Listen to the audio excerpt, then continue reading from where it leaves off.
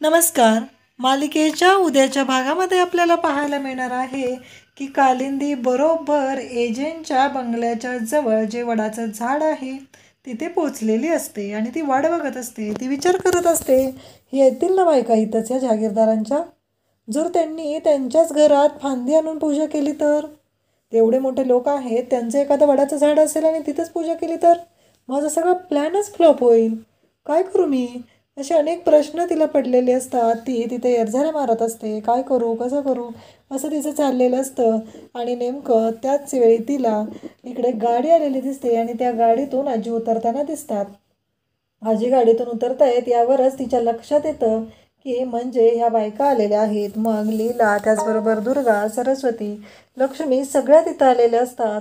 आणि त्यांना बघून कालिंदी मुद्दाम न बघितल्यासारखं करते, कारण अचानकच आपली त्यांची भेट झाली आहे असं वाटावं म्हणून हे सगळं कालिंदीचं वागणं असतं. तर त्यानंतर आपल्याला पाहायला मिळतं की आजी येतात आणि मग त्यांना पाहून कालिंदी म्हणते, सरोजिनीताई तुम्ही पण इकडेच आलात का? त्यावेळेस त्या म्हणतात, हो.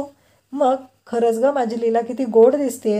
माझ्या लेकीला मला पाहायचं होतं. आज तिची पहिली वटपौर्णिमा आहे, लग्नानंतरचा पहिला सण आहे. खरंच गोड दिसते माझी लेक असं कालिंदी म्हणत असते. त्याच नंतर आपल्याला पाहायला मिळतं की कालिंदीचं हे बोलणं नाटकी असतं आणि तिला पाहून तिकडे किशोर गाडीच्या जवळ थांबलेला असतो. तो म्हणतो की आत्ता खरा ड्रामा होणार, या पूजेमध्ये खरा ट्विस्ट येणार तो फक्त ही बाई आली आहे त्यामुळं, कारण मी ज्या गोष्टीची वाट बघत होतो ती गोष्ट आता होत आहे असं किशोरचं म्हणणं असतं. त्याचबरोबर दुर्गा, सरस्वती, लक्ष्मी आलेले असतात आणि कालिंदीकडे आजींना म्हणते, म्हणजे मी पण तुमच्याबरोबर पूजा केली तर चालेल ना? आजी म्हणतात, त्यात काय एवढं, पूजाच करायची आहे ना, करू शकता तुम्ही आमच्यासोबत असं आजी डायरेक्टली कालिंदीला सांगतात. त्यावर कालिंदी म्हणते की हो.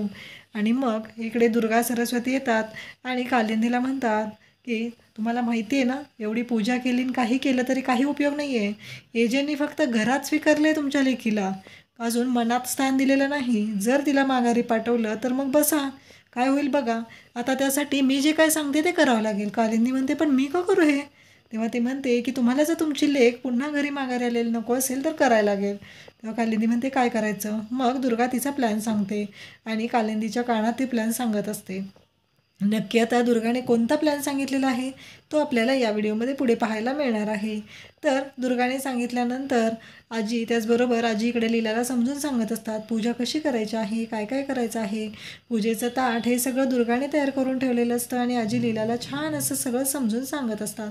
तर कालिंदी तिथं जाते आणि इकडे लीलाला म्हणते की लीला, चांगल्या 1001 प्रदक्षिणा मारायच्या तू, कारण एजंटनी तुला स्वीकारलं पाहिजे की नाही. अजून त्यांनी तुझा स्वीकार केलेला नाही, त्यामुळं काहीही झालं तरी 1001 प्रदक्षिणा तुला माराव्याच लागणार आहेत.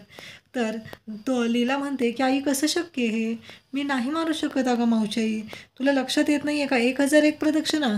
तेव्हा कालिंदी म्हणते, नाही तुला माराव्याच लागतील 1001 प्रदक्षिणा, कारण तुला एजंटनी तुझा स्वीकार केलाच पाहिजे ना. आजी म्हणतात, अहो तिला जेवढ्या जमतील तेवढ्या मारू द्या ना, तुम्ही अशी जबरदस्ती का करताय? पण इकडे कालिंदी मात्र ऐकायला तयारच नसते.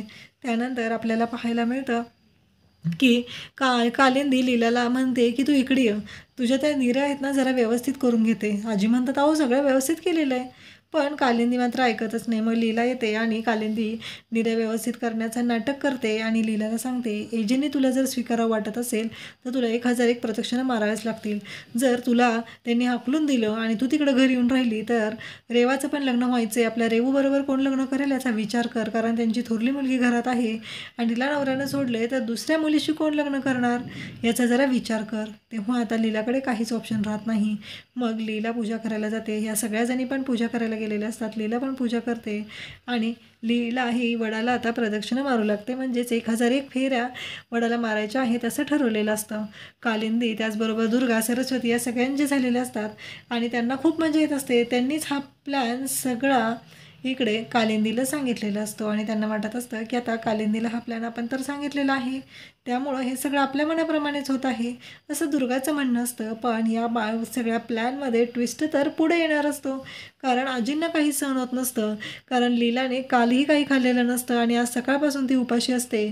आणि जर आता तिने प्रदक्षिणा मारायला सुरुवात केलेली असते, तिचा तोल जात असतो, तिला गरगरल्यासारखं होत असतं, तरी बिचारी लीला प्रदक्षिणा मारतच असते. आजींना शेवटी वाईट वाटतं. इकडे एजंटची मीटिंग चालू असते तेव्हा त्यांना समोरचे जे क्लायंट आहेत ते सांगत असतात की लंचवरती आहे, लंच केल्याशिवाय जायचं नाही, तोपर्यंत हे स्नॅक्स. आणि एजे ते स्नॅक्स खायला सुरुवात करतात. तेवढ्यात आजींचा फोन येतो. म्हणजे एजंटचा सकाळपासून उपवासच घडलेला असतो. सकाळी नाश्ता करत असतात त्यावेळेस अचानक फोन आलेला असतो, तसेच उठून गेलेले असतात. त्यानंतर त्यांच्यासाठी डबा असतो, तोही कोणाला तरी त्यांनी देऊन टाकलेला असतो. त्यानंतर रस्त्यात त्यांच्यासाठी ईश्वरूने ज्यूस घेतलेला असतो. त्यावेळेस एक व्यक्ती येतो, त्याला भूक लागलेली असते, त्याला ज्यूस देऊन टाकलेला असतो. त्यामुळे एजे हे दिवसभर उपाशीच असतात, त्यांनी काहीच खाल्लेलं नसतं. आणि आत्ताही नेमकं त्यांनी खायला घेतलेलं असतं. त्यावेळेस आजींचा फोन येतो, आत्ताच्या आत्ता अधिराम आपल्या घराजवळच्या गार्डनमध्ये तू ये. इकडे अभिरामला कळत नाही आहे की नक्की काय झालेलं आहे, म्हणून तो धावतच तिकडे जायला निघतो. त्याचबरोबर तो ईश्वरूला सांगतो की जाताना लॅपटॉप घेऊन हॉटेलवरती जा आपल्या ऑफिसमध्ये, मी तिकडे डिरेक्टली पोहोचतोय. आता अभिराम हा घरी म्हणजेच गार्डनमध्ये जायला निघालेला आहे. इकडे सगळ्यांनाच काळजी वाटत आहे की लीला प्रदक्षिणा मारत आहे पण तिचा तोल जात आहे. इकडे कालिंदी म्हणते की जमतंय तुला, जमतंय, मार तू प्रदक्षिणा, काळजी करू नको, जमणार आहे तुला, असं म्हणत ती कालिंदीला सांगत असते. त्याचबरोबर कालिंदी लीलाला सांगत असते. तेवढ्यात एजे तिथे येतात. एजे आलेले पाहून आजी धावतच जातात. आजी म्हणतात अभिराम बरं झालं तू आलास. त्यावेळेस किशोर म्हणतो की आता खरी मजा येणार आहे. बायको 1001 प्रदक्षिणा मारत आहे म्हणून नवरा खुश होण्यापेक्षा तिच्यावर चिडणार आहे आणि खरा ड्रामा आता क्रिएट होणार आहे. आजी म्हणतात की अभिराम, तेव्हा अभिराम म्हणजेच एजे म्हणतात की काय झालं, तू तिच्यासाठी बोलवलेस इथं. तर आजी सांगतात की अरे 1001 प्रदक्षिणा मारायचं लीलाने ठरवलेलं आहे, तू तिला माफ करत नाही आहे ना, तिला स्वीकारत नाही आहे ना, म्हणून तिने हे ठरवलेलं आहे. आणि बघ तिची अवस्था काय झाली आहे. तर एजे चिडलेले असतात. एजे बोलत असतात तेवढ्यात एजंटचं लक्ष जातं लीलाला काही धड नीट चालता येत नाही, तिचा तोल जात असतो. आणि एजे धावतच आता झाडाच्या दिशेने जातात आणि लीलाला सावरतात, तिला तिकडे उचलून घेतात आणि उचलूनच तिला खाली आणतात. त्याचबरोबर एक अर्धी प्रदक्षिणा पूर्ण करायची राहिलेली असते, म्हणजेच शेवटची असते. 1001 प्रदक्षिणामधली शेवटची प्रदक्षिणा अर्धी राहिलेली असते. आणि नेमकं एजे लीलाला उचलून घेऊन पुढंपर्यंत येतात. लीलाच्या हातात धागा असतो आणि तो धागा वडाला गुंडाळला जातो. कालिंदी जवळ येते आणि म्हणते अहो एजे, 1001 प्रदक्षिणा मारायच्या होत्या आणि नेमकी शेवटची प्रदक्षिणा पूर्ण व्हायची राहिली होती, पण तुमच्या साथीनं ती प्रदक्षिणा पूर्ण झाली आहे.